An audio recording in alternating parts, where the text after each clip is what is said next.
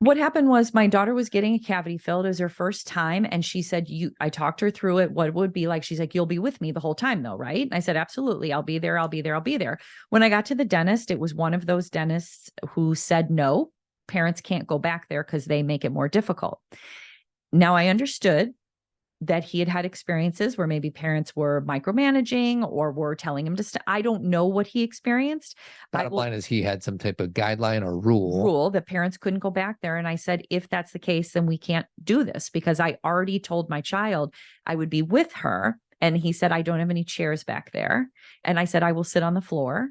And I am not there to talk to you. I said, I just want to hold my kid's hand. Yeah. And that's what we did. And I think where I or other parents may get caught up is we forget how old the kid is. She was what, 6 years old?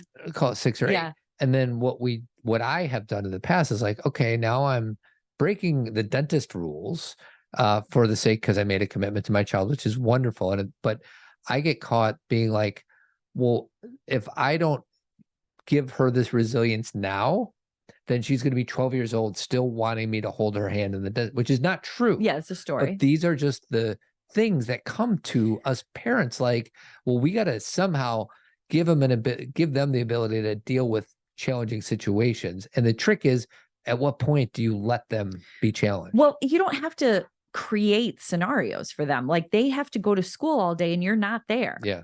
And they have to deal with peer situations and teacher situations and coaching situations.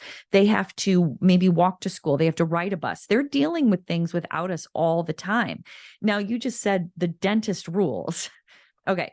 The dentist made those rules for himself. Yeah. There's plenty of dentists. We have a dentist right now who I sit back and talk to my girls the whole time. Right. He doesn't have that rule. Yeah. The dentist made that rule because for his practice, he this is what works best. Liked that. Yeah.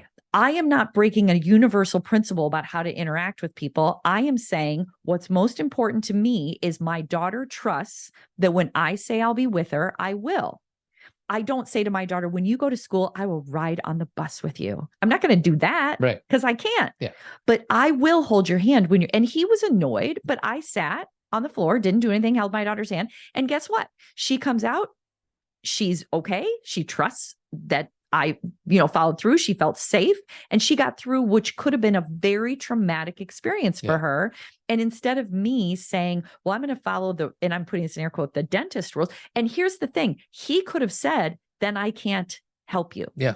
And then I could have said, okay, we'll go somewhere else. Very much. And I could honor him. Yeah. I am not becoming someone who then says to everybody, treat my kid the way I do. They may say, I'm not going to do that. He was able to accommodate me in that moment.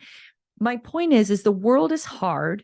We don't need to create scenarios. And when our kid is with us, the ability to understand them gives them the leverage they need to shift. The more they trust, the more they realize somebody sees them, the more capable they become to venture out in the world. I mean, this is like the whole, idea of like a secure attachment is I'm with you. Okay. I'm going to run out in the world, do something, and then I'm going to run back to you. And that's what secure attachment is. And us being there when they're infants or older, they know they can run out in the world and we'll come back and we'll be there. Yeah. That's the whole goal. And if we say, well, I told you I'd be there at the dentist, but the dentist said I can't, so I'm going to leave. Mm-hmm. That's teaching a very different thing. We're